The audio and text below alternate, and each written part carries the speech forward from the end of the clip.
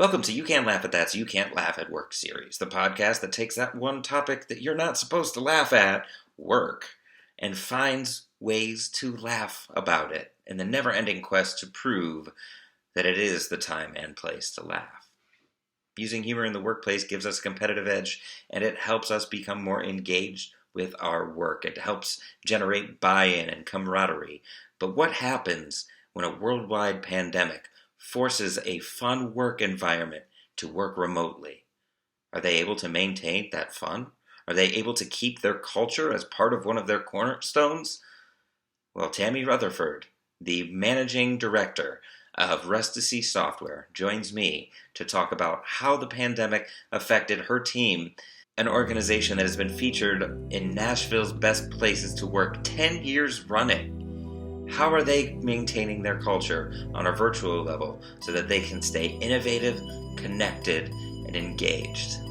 So sit back and enjoy this episode of You Can't Laugh at That, You Can't Laugh at Work series. And let us know how your organization incorporates fun into the day-to-day experience. If you're not following us on Twitter at You Can't Laugh Pod, definitely do that. And follow us on Facebook at You Can't Laugh at That.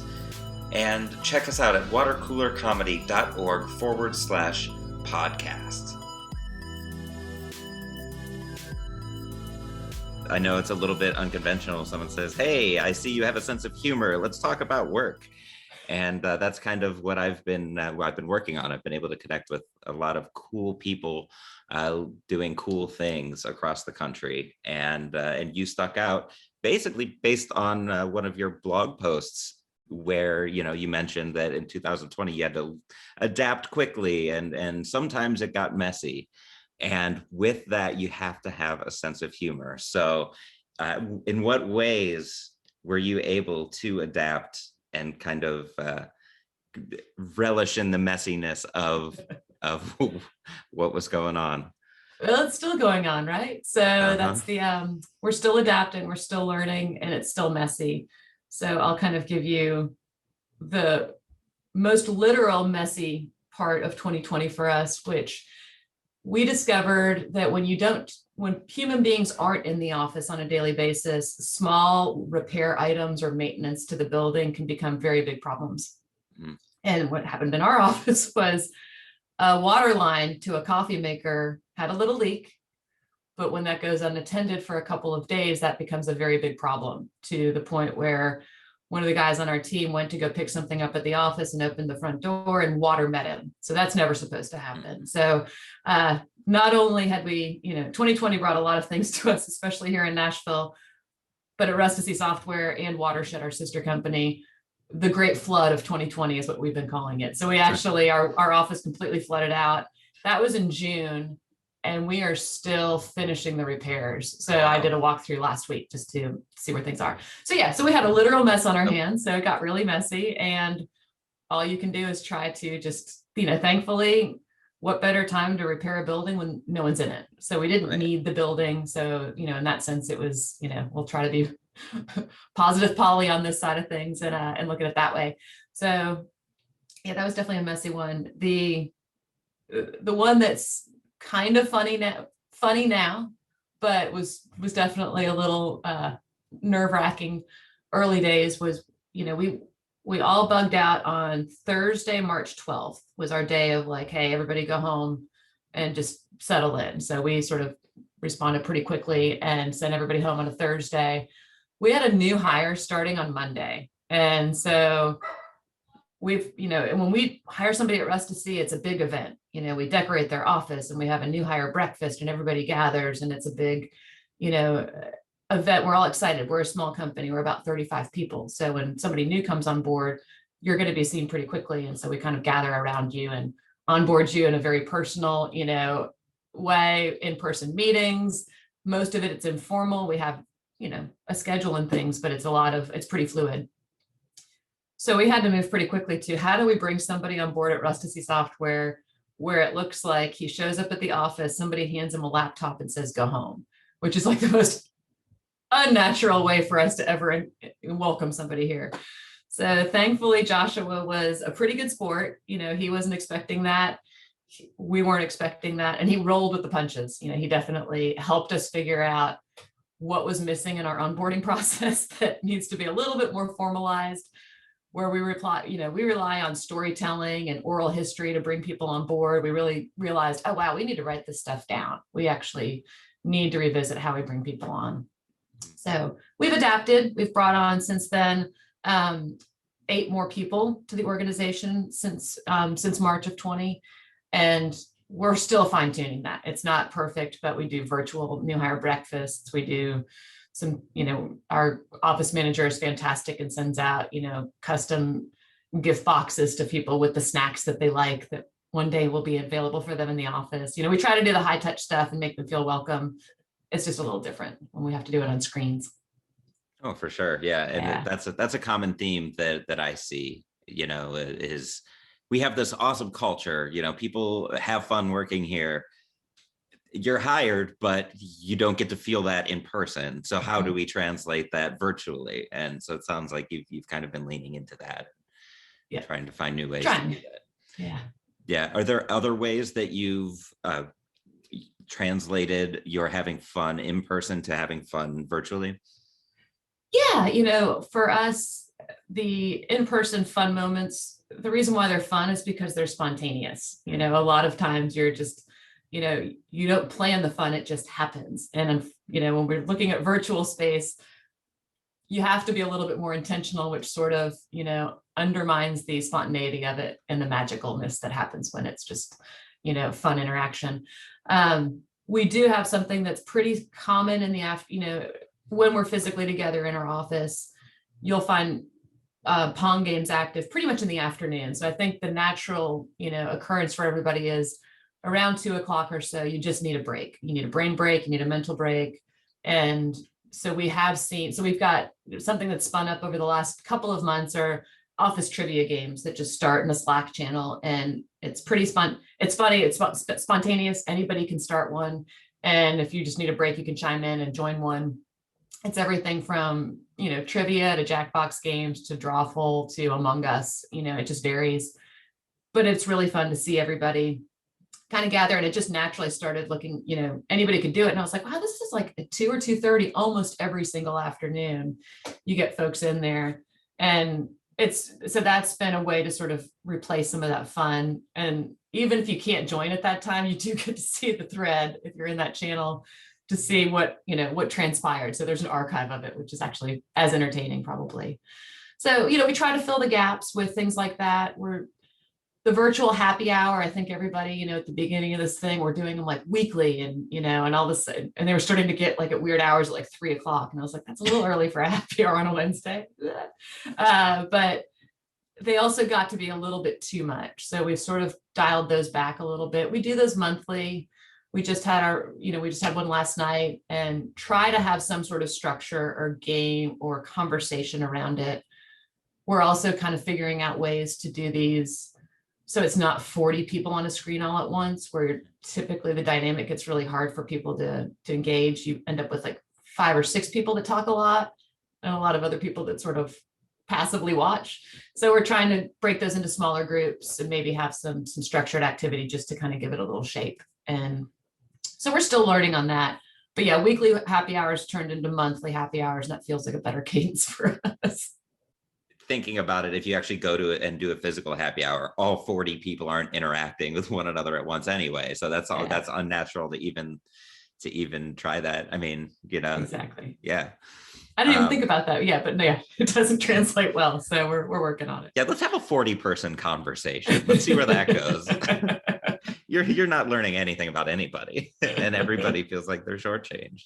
Exactly. And again, you're always going to have those 5 or 6 people who are going to speak up louder than the rest. So yeah, it's funny to see this feeling out of transitioning from in-person to virtual, whereas, and you're not alone in this either.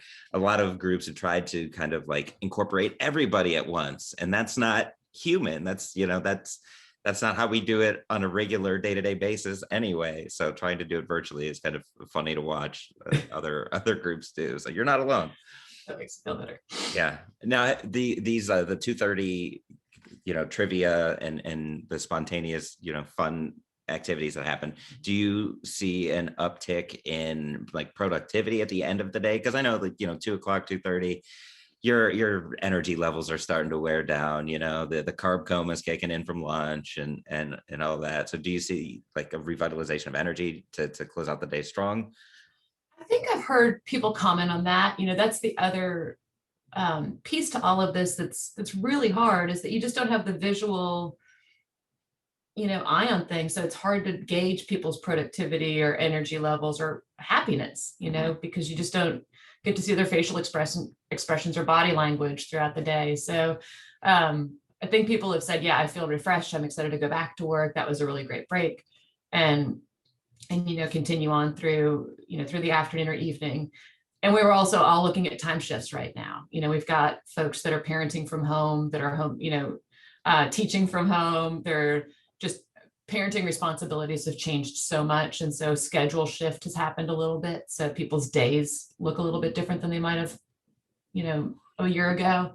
And so, so we're, I can't quantify this and say, yeah, productivity is up 20% because of these things. And nor do I want to, if people are participating, we trust people here to do their work. And if that's a great way for them to take a break and come back to something, I wouldn't ask you to not get on a call with a client because you wanted to play trivia. But, if you can work it into your day and it makes you more happier and you're refreshed, you're probably doing better work afterwards also. Yeah, I'm going to need you to work with 7% more energy and 12% more happiness, please. Yeah, that's everybody, wants to put a number on these more qualitative results. And it's like, it's hard.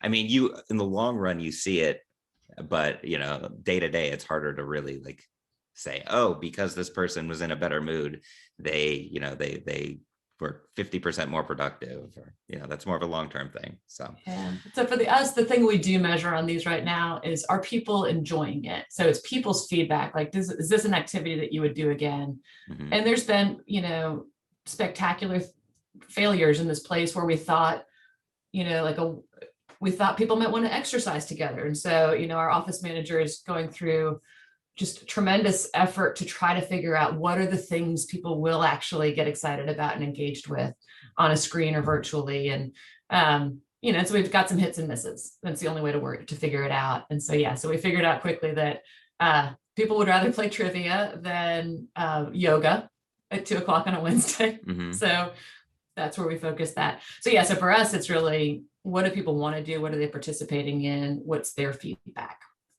Mm-hmm. And variety, trying to make sure we have enough variety so that we don't just cater to one type of, the gamers out there, but people are, want to interact in other ways.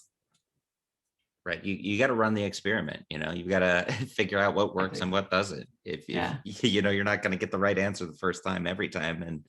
And to me, that's what's so important about having that flexibility of having a sense of humor. Because things are going to go wrong. I mean, whether it's a coffee machine leaking or you try to do an engaging activity over Zoom and it turns out people don't, not everybody has a Peloton or doing yoga. It doesn't work. In the past, though, you said something about, now it's funny in hindsight, but at the time it wasn't. Have you used humor as a way to adapt to change? I mean, have there been any instances where you've been able to laugh with your team about just the absurdity of things that have happened, or, mistakes that you've made? Yeah, I think always that's the one, we own failure. If you don't fail at something, I don't think you're really trying hard. You got to own it and lean into the fact that something's not going to work. And so leaning into that and failing and finding a way to laugh about it is sort of just quite honestly, the most graceful way to figure this out together. So we try to find the lightness of the moment and certainly, take it seriously. Yeah, if something didn't work, let's figure out what didn't work about it and fix it. But getting too hung up about it, or the wringing of the hands, that's the place, depending on the scale of the failure, obviously. But you got to have a sense of humor, whether it's during a pandemic or not. That's what makes work fun, makes the people, makes us enjoy the people that we work with. So you'll find us laughing more often than not. And it could be because we've got a cattail coming up in the screen, or I think we had almost a dog visit on our side. Oh yeah. Yeah, I mean, you see glimpses of people's lives constantly now, and it's fun. You can't take yourself too seriously. I think we all tried really hard, like that first month, things were massively staged, and you were actually like, trying to be perfect on camera and, hide your life from the fact that you were right in the middle of it and what's going on in your household. And now we're just sort of like, yep, here are my kids, here are my dogs, here are my pets. This is what happens. Yeah. And the funny thing about that, the ironic thing is that connects us more on a human level. So, exactly. Even though we're not in the same place, we kind of have a feel for what people are dealing with and going through on a day-to-day basis outside of work. So that's kind of a cool side effect. It's funny you say that. So that was actually something really fun for me. For the past 10 years, my role up until recently, I was, director of accounts. So client relationships was my primary job. And so I've worked with clients for the last 10 years, almost solely through email and phone, never video, rarely in person. And so, I spent 10 years developing relationships, in very disconnected ways. I didn't even know what these people looked like. And then all of a sudden, the last year I've met them all. I've met them. I know, what their interests are based on what's behind them in a screen. I know more about their lives, their families, their kids, their pets, whatever it is. So that part's been really, really cool. That's definitely a positive, is that I know people better now, even though I'll never see them in person, probably, at least for the next year or so. Sometimes I'll find myself trying to figure out what books are behind people, and I always decorate like that. So, no, that's been really, like you said, you can connect in new ways that you never really thought about. Like yesterday, I was doing a presentation, and I have a standing desk that I keep in front of me, and then behind that, with a monitor on it, and then behind that is my camera. And my cat jumped on the standing desk, and I had my water on it, and she was just drinking out. Like, I couldn't not mention it. So, it was part of my presentation then. So, and that's one of those things. Is like, why are you trying to hide this? We're all doing this. We're all going through this, So it's been fun. So I'm glad to hear that, because you're sharing a similar experience to a lot of other people from all over the country. So that's cool. Yeah. You can't laugh at that. You Can't Laugh at That is brought to you by Water Cooler Comedy. Now, for too long, we've been asking the question, should work be focused on work or fun? But Mark Twain once said that work and play are two words used to describe the same thing under different circumstances. So my point is that we're asking the wrong question. Instead of asking, should work be work or fun, the question should be, how can we make work fun? Whether it's a keynote speech, a half-day workshop, a 90-day consulting program, a customized corporate comedy experience for you and your team as you try to figure out how to reboard, how to get back to work after working virtually for a year. Why humor in the workplace? Well, studies have shown that humor builds resilience. It allows us to adapt to problems more quickly, more creatively, and more It allows us to adapt to problems more quickly, more creatively, and more collaboratively. It allows us to adapt to not being able to say collaboratively correctly. Because not only does laughter make us feel better, it makes us work better too. So why not make work the time and place to laugh? Check out watercoolercomedy.org.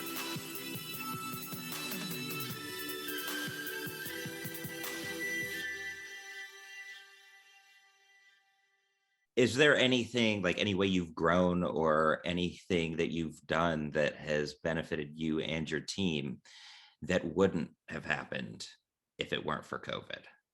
I think what I just mentioned, as far as just the connection with our clients, especially, you expect to be on a camera now, whereas a year ago you wouldn't. We had a few people that would use it pretty consistently, but for the most part it wasn't a norm. And that's huge. So even, we had to do it by necessity. It's funny, we didn't have to do this part by necessity. We could have just continued to operate in the way we did, which was phone calls and emails and never fire up a video. because we got so used to it and said, for internal, yeah, we want to see your face. We need to be able to communicate and look at each other. That behavior just carried over naturally into how we would, how we would join a client call. So now it surprises me when a client when I do get on a call with somebody where video is available and they choose not to use it.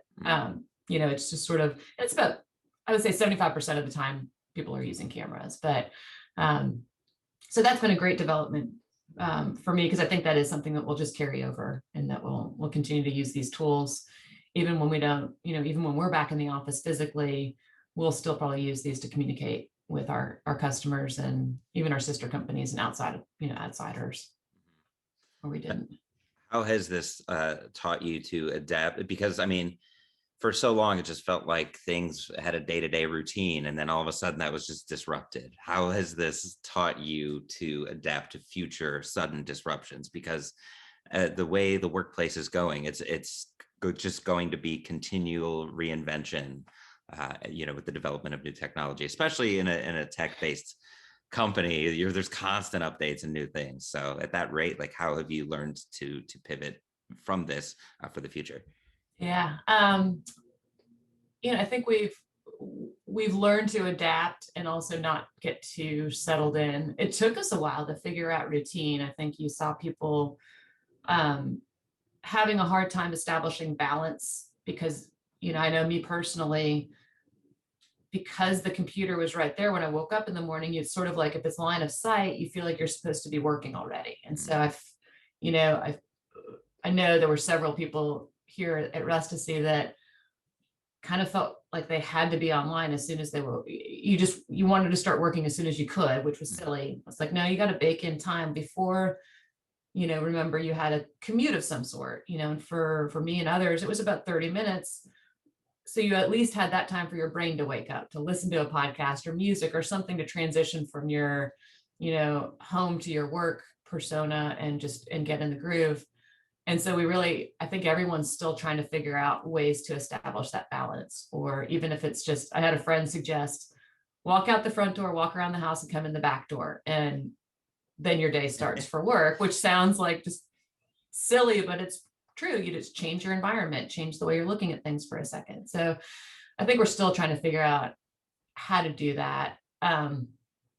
We do sit in a really interesting space, specifically at Rustici Software, because we do work in the online learning and e-learning industry, which has been the industry that's sort of seen a big shift in interest and demand for how do we use digital tools and virtual learning tools to replace the in-person training things that we have been doing. And so we're hearing it so much from our customers because their technology is supporting what everybody's moving to. And so we're seeing not only a massive adoption or shift to these tools very quickly, but also a demand for these tools to do different things than they have historically. So as it's trying to replace so many different types of interactions, there is definitely a big surge in how do we innovate and make these tools more interactive, because it might be the only medium people have to deliver information now for training, especially in learning. Let's make it more interactive. How do we do that? Have you connected some of the lessons that you learned with your own people to that issue that's coming up? Trying to. I think we're, one of the things that we look at is, how do you support people? Where do they go for information? And, we use tools like Slack and Google, Hangouts and things like that. So those are the tools we're familiar with. But as people are trying to figure out how do you sort of bring all of these tools together or, put information in front of people in the system that they're in, that's a place where we're trying to figure out, what would it look like if we did that?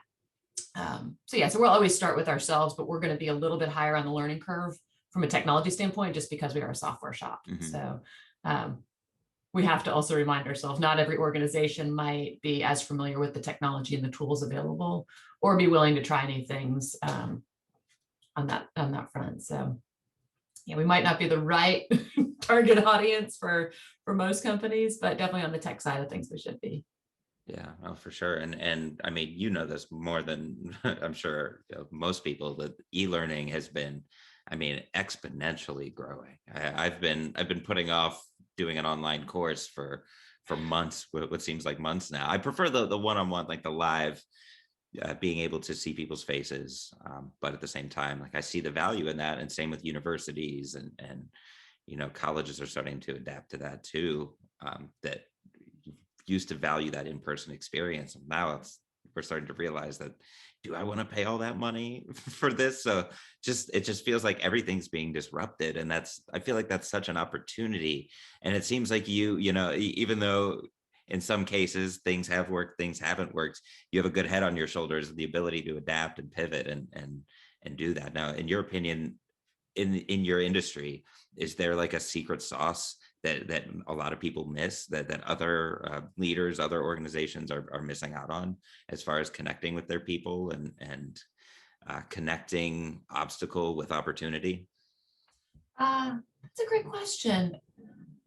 And I don't know the answer to it. I think the one thing that I will say, and I think everyone's trying here, I hope they are anyway, but you've got to be intentional and just reach out to people for no reason whatsoever. And I think that's the hardest part for everybody as well. I used to see this person, our work on a daily basis doesn't intersect. There is, no overlap in the work that we do, but I always liked talking to them about XYZ.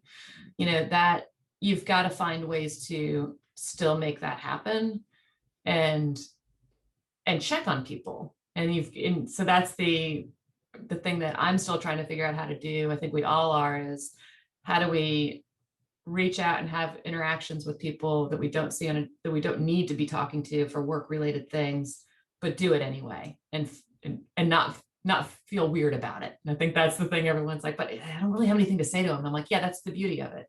But it's also very unnatural to be like, I'm just going to strike up a random conversation with you for no good reason. That doesn't feel natural online, but you would totally do that in person. So, but that's the thing I would say for everybody that's sort of trying to figure out how to make this work, or what's working or not working. Talking to your people directly is probably the most important thing that you've got to really stay on. What's the best advice that you've gotten in regard to this? Is there like a mentor or somebody that has given you a big aha light bulb moment? So it's funny you asked that. So you probably gathered it from the blog, but I also, I'm coming into the managing director role here at a very strange time. So, yeah. Up until October, I was the director of accounts and marketing, been here for a long time. But, in October, we had a shift where the CEO of Rustici Software, TJ Seabrooks, moved on to our sister company. And I stepped into the role, what we now call managing director. And we're very different personalities, TJ and I. We get along really well. And, so he had some great words of wisdom, but he is definitely somebody you're going to hear throughout the office. His laugh carries through the office, plays a lot of Pong. He's going to be talking to people. He's very boisterous. I'm a little bit on the quiet side of things and not as much of a gamer. But that was one of the things he really kind of gave me, a push for, which was, don't be afraid, just have conversations, just, you get in there, really just talk to people and have fun with it, and that's sort of the push was just, you can play, it's okay. That's what I try to do, is make sure that I'm connecting with people and just figuring out what's going on in their world and what, honestly, what makes them laugh, what makes, what's their play look like, so that we find ways to do that. Mm-hmm. Mm-hmm. Yeah, it's funny. I'm working on a training course that lines up the skills of a stand-up comedian with the skills of a leader, and that's like the one thing that people don't realize is comedy is all about connecting. You have to connect with your audiences, you have to connect your idea with the audience, and so it's cool that you say that, and I think it's funny when I tell people, it's like, no, you have the same skills as a comedian. They're like, I do. And I want to see that course. That would be fantastic. Oh yeah, no, I'm working on it with a PR company that actually requires stand-up comedy training for their team. So it's part of their onboarding, and and it helps people communicate better. It creates a shared experience. It has that instant feeling of, oh, we're all in the same boat. So that's really an interesting concept too. So take a look in your crystal ball. One last question. Yeah. What does your next level of success look like in whether it's productivity or a product that you're working on, or just with your people? What's the next step for Rustici? I'm going to say retention. We love the people that work here. They do great work and they make us, quite honestly, look good, and they help our customers every day. And things that make Rustici special have historically been so centralized in our physical space together that I'm constantly aware of and paying attention to the fact that we've removed the thing that made a lot of things special and unique about working at Rustici. So how do we protect that and recreate it in a virtual way and keep the people here happy so that we can continue to make our customers happy and continue to do the work that we do? So for me, it is retention, keeping the people that we have, is in a virtual space, in a remote space. How do we make this work? And quite honestly, a space, it's not going to be what it was a year ago. You're not going to be in the office 5 days a week. You might not even be in Nashville anymore, which is something we've always said was really important. So working at Rustici meant living in Nashville and being in the office, because that all goes together and works really well for us. So now we've removed a couple of things from that equation. How do we still protect and maintain the thing that makes Rustici unique when we're farther apart and you can't just walk down the hall and get an answer from somebody that wants to help you? You might have to figure out another way to reach out. Yeah. So we want Rustici to continue to be a best place to work. And when a lot of things that were factors that are sort of taken away, how do you backfill or still protect and make it a great place to work even without that? That's a good question. That's a cliffhanger right there. Yes. At the very least, this whole thing has taught people to think differently. And that's something that it's clear that you're doing. Is there anything else you would like to add? Any closing bits of advice for a leader who's looking to continue to connect with their team? Yeah. This might not be like the best closing, but I'll give it to you anyway. So one of the things coming into the role as managing director, we have an open letter that we publicly share on the website that basically shares with you what it's like to work at Rustici, what makes you, what are our tenets, basically, how do we operate? People that gravitate towards these types of ideas and thoughts will probably be successful and happy at Rustici. And if they don't resonate with you, this might not be the right place for you.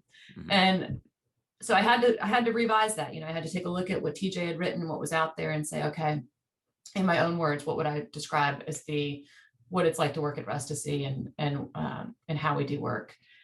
And I was surprised because at the time, I was like, okay, gosh, this is going to be so different than his because we're not in the office together and all of the things I just mentioned about culture.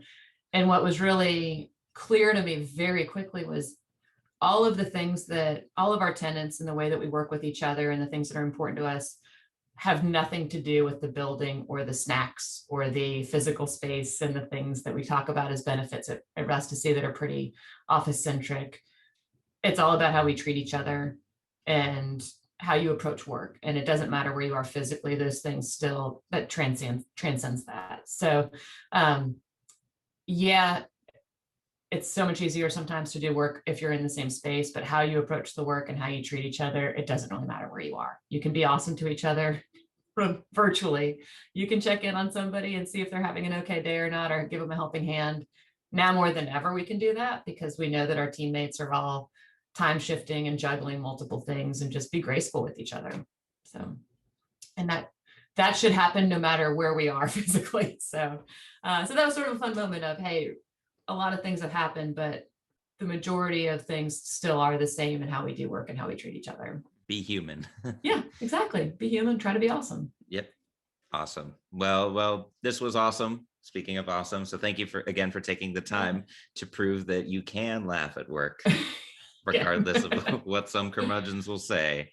There are benefits to it, whether it's the coffee machine leaking or and flooding. I feel like leak is an understatement compared to what you said. Leak became flood for sure. Yes. Yeah. All right. Well, thank you, Tammy. I appreciate it. All right. It's good to see you. Thanks, David. Yeah. Special thanks to Tammy Rutherford for joining the podcast to prove that you can laugh at work. To learn a little more about Tammy, Rustici Software, and the people who work there, visit rusticisoftware.com. That's RUSTICI software.com. That being said, I've been David Horning. Thank you for listening to You Can't Laugh at Work.